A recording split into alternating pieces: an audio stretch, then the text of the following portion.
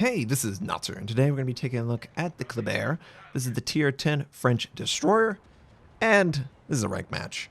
This game in particular has some noteworthy moments. There's a double strike, and there is a 1 vs 1 against a unlikely target.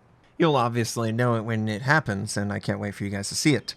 Now, my build is on the screen. We have radio location, concealment, basic firing training, expert marksman. The turrets do traverse slow. Plus, we did go reload in slot 6, so it slows it down even more, sort of brings it back to normal. But it helps with active maneuvering. And right off the bat, I mean, it happens immediately. When you gain control of the ship, I immediately activate speed boost and go towards the contested objective. The goal is to capture it before the enemy can even get in position to try and counter capture. Note the Stalingrad. He's not 12 from me. He's too far away. He can't actually spot me. And someone's trying to use smoke to get close to the cap. But I was able to capture it before they seemingly were able to move their DD or whatever it happens to be into the point. So I feel great. You know, we got it for free. We didn't take any losses, and there wasn't any radar that caused me to have to retreat. It's perfect. And Friendly gives me, hey, get back, be careful. And thank you so much, Gearing. I really appreciate that. He sent the torpedoes, obviously, at the smoke, hoping to get maybe a hit on whatever is responsible for the smoke. Teammates capture B point, enemies capture C point. This is a typical start, especially in my Kleber. I can really push the tempo and get into a position very, very quickly, and it really puts the enemy on notice. They have to now make a play. We can easily sit back, keep the target spotted, allow our teammates with better damage per minute to attack from behind islands, in smoke, or near max range. So I feel great so far. The start is exactly what I wanted. But we note a couple enemy cruisers, Minnow and Venezia. This is the, obviously, Tier 10 Italian cruiser with SAP, and SAP is very dangerous. And, oh, looky there. Someone's using radar. Now, I don't know if there's an unspotted. I don't even know if the Minotaur is the source of radar. We will know momentarily if I sail away and it goes out of 10 kilometers. So, yes, the Minotaur is the source of radar. That means he doesn't have smoke, and that's good to know. So we're just going to have to be careful. And yeah, I was letting my team know. It's always a good thing to communicate something like particular targets, radar usage to your team.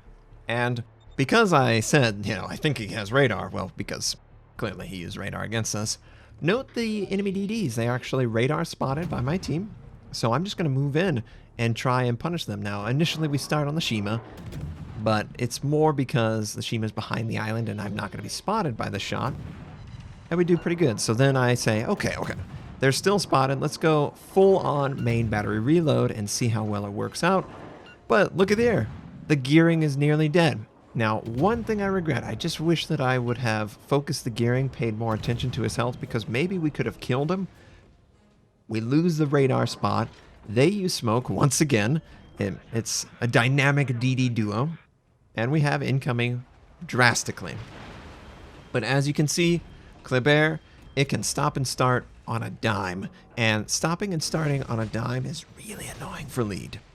Really, really annoying. Another thing that's really annoying is the fact that it has torpedoes on both sides of its ship. So I can aggressively send, I mean, clearly the cap is in range of my 8 kilometers, and the enemy is somewhere in the smoke. We're not even spotted, so we know that there's no direct line of sight between myself and any enemy DD. So I'm just going to flood the crap out of this smoke billow, hoping to do something to someone who's responsible for contesting A. The enemy team has pushed forward into B point against my team, and this is not looking good on that side of the map, but I can't really worry about that just yet. Nice. Yeah. Oh yeah, double strike, devastating strike. And funny enough, if the gearing hadn't been damaged prior to that, it would have been a double devastating strike. I don't know exactly what happened, but I assume that they ran out of real estate. They were maybe attempting to keep it contested, and oh yeah. Both of their dead bodies right next to each other. Man, they must have gotten in each other's way, and we profited off of that. Now, we're not out of the woods yet. Enemy is pushing into B point, but A is basically ours. Because, yeah, enemy Shima, we know exactly we spotted. As long as my teammates stay near A point, they're not going to take it. So I'm going to try and head over to the other side of the map. This is something that the Kleber does very, very well. Just randomly choose at any given moment in a game to switch flanks. You will find, and obviously you want to do it where you can help your team the most, but you'll find that the opponent just doesn't expect it. It's like, oh my god, why would he ever do this then? Speaking of why would he ever do this, why am I doing this? I thought that we would get the Minotaur dead. Clearly we didn't get the Minotaur dead. And he's still alive, and this is so awkward. I have to be so careful. I can't show too much side, and I'm showing way too much side here. But we're trying to kill this guy before he can kill us. He just used heal, obviously, so we've got to try. And I'm just trying to angle as best I can. Ah, I hate this. This is not what the Kleber does very well, but oh, I think he's over-rotating. Oh yeah, he's over-rotating. Reload, reload, reload. And I'm trying to use my nose to avoid all of the AP causing the shatter. Worked out pretty nicely there. And no one else is in range, so we're good. We're good. Only the Shima left. Not bad. He's trying to contest B point, but it's not working out for him, and I'm going to take advantage of my speed. You might be going, Notser, you only have 7,000 life. Yeah, so? Big deal. He's got to try and kill everyone. Otherwise, he's going to die. So I figure, let's just overwhelm him with the amount of people. And yeah, we don't have main battery reload. And yeah, this is brazen and overly aggressive. Yeah, sure. It is. It absolutely is. And that's why I do it. I don't want people to feel comfortable. And this guy landing some good shots, but we're trying to stay as thin as we can, and we're trying to pay attention to the shells. He did knock out our gun, so I used my damage control. We really need to have this guy dead, and the best way, obviously, keeping the guns up. And oh, just miss out on that 4th kill, but we do contribute. He sends out last-ditch torpedoes because he sees his fate, but they're nowhere near us. And look at what happened from behind. You know, we helped out at B point. They come and take A from behind, but that's okay because there's no one else left on this side of the map. So I'm just going to head over and try and capture C point, and then maybe we'll get some side shots on enemies that could be still at A point.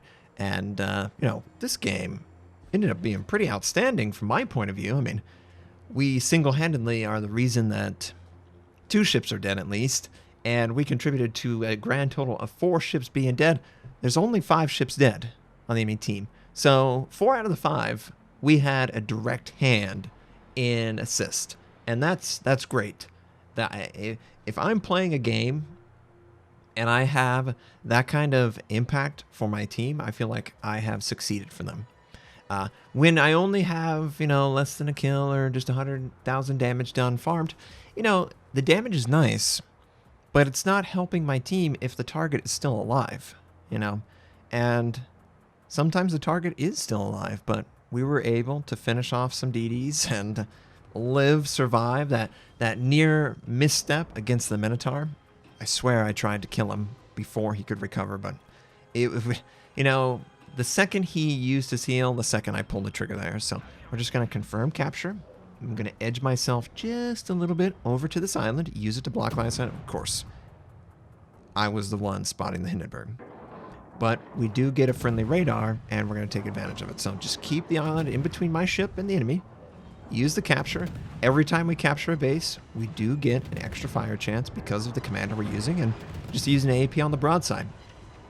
AP is pretty solid from this range. It's going to do consistent damage, and you know what? This guy, pretty low now. But now we can't actually contribute because he's behind the island. And my teammates from different angles should be able to finish him off. Yeah, they do. Good job, Moskva. We've got the Kremlin and a Stalingrad on the other side of the map. Now, you know, obviously this game had some very interesting moments, but one of the best ways to give yourself a chance to win nearly every single time is to pick on players who are near the fringe of their team's, I guess, existence or enforcement. If you can be the furthest away from everyone on the enemy team except for one person, you're making it so much harder, and especially for the Kleber, for anyone to assist their teammate.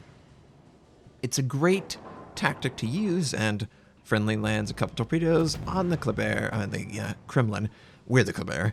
He has, obviously, his legendary commander, which activates, and we're aiming at the top of the hull. That's really the only place you could actually attack this guy. He's got so much armor, I'm just trying to locate it on the superstructure, and that looks pretty good. That one should be pretty good. Yep, 2,000. Can we get this guy dead? Oh, he's very low. Oh, gosh, get him. Come on. Are you serious? Get him dead, get him dead, get him dead. 749. Oh, and he's just healing back up. Someone else is going to have to get that kill because we won't get the chance. God, he's so low. Come on, just someone shoot him. Someone, anyone. Yep, there goes his health back up. But we're going to wrap ourselves around. Keep in mind, Stalingrad does have radar. So 12-kilometer range is the range that we need to keep in mind. But as long as I keep islands in between my ship and the Stalingrad, he can't actually see me to fire on me. And especially outside of 12-kilometer range, there's nothing he can do. So we're just going to casually farm this. No big deal. Enemy Kremlin is behind the island, otherwise I would fire on him. Friendly Shima is trying to capture. And I still can't believe the Kremlin is still alive. Really, we got him down to under 700 life, and he is still alive. Really, Kremlin? Really? But we're doing good broadside damage, and I should consider going in and capturing a point. Otherwise, I'll miss out on the free XP. Oh, I speed boost. I'm like, desperation! Get the cap! Teammates kill the target. We don't actually get there. But the game was fun, and we were all over that map. Our hands are all over this game, and I love that about the Kleber. 102,000 damage done. Moved up in rank. 3 kills. Double strike. Devastating strike. 2,691 base XP. I hope you guys enjoyed it. I hope you have a wonderful day, and take care. Thanks for watching. If you'd like to check out more of my content, you can click the most recent or the most relevant uploads. You could also choose to subscribe to my channel. We do daily World Watch videos, first impression, how-to, news, and review related. My North American recruit invite is on the screen. You can take advantage of that.